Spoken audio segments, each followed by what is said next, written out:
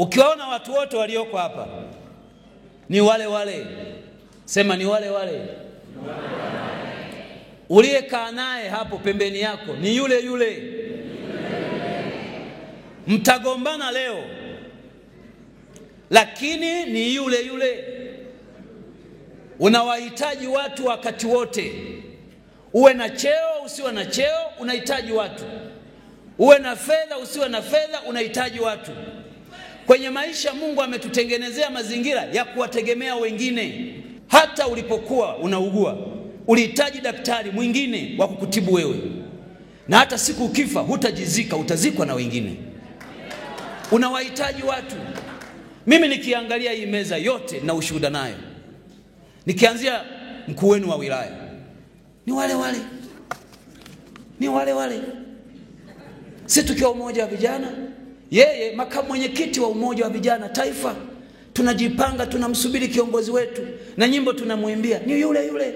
Leo ni mkuu wa wilaya, mimi ni naibu waziri mkuu.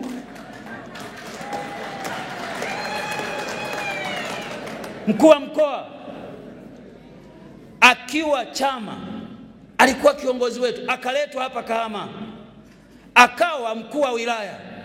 Maisha yameenda, amekuwa naibu katibu mkuu wa chama, akawa kiongozi mkubwa wa chama. Mimi nilikuwa waziri, yeye mkuu wa wilaya. Leo mkuu wa mkoa, mimi naibu waziri mkuu, waziri wa nishati, mjumbe wa halmashauri kuu ya taifa. Watu ni wale wale.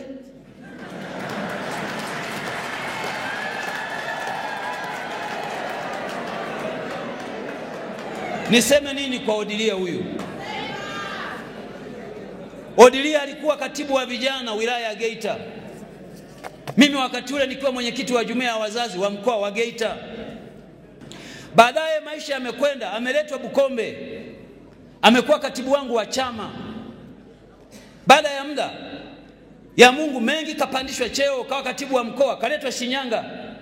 Leo yeye katibu wa mkoa, mimi niko hapa. Watu ni wale wale. Ningeweza kutaja kila mmoja anayemfahamu Mungu. Lakini kwa nini nasema hiki?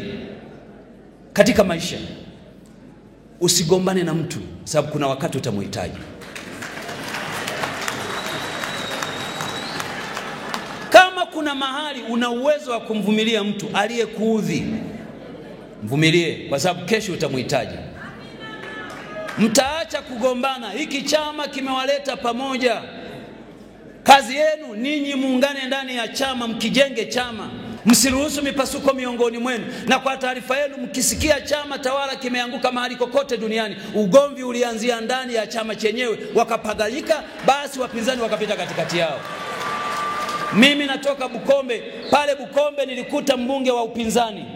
Aliyempa ubunge ni wana CCM wenyewe. Kwa nini? Waligombana ndani. Walivyogombana ndani, wakasema tukose wote, akaingia wa upinzani. Matokeo yake maendeleo yakasimama, miaka 5 hakuwa na maendeleo. Leo tunahubiri upendo kwa sababu tunajua iko nguvu kwenye upendo kwa ajili ya kuwaletea maendeleo watu.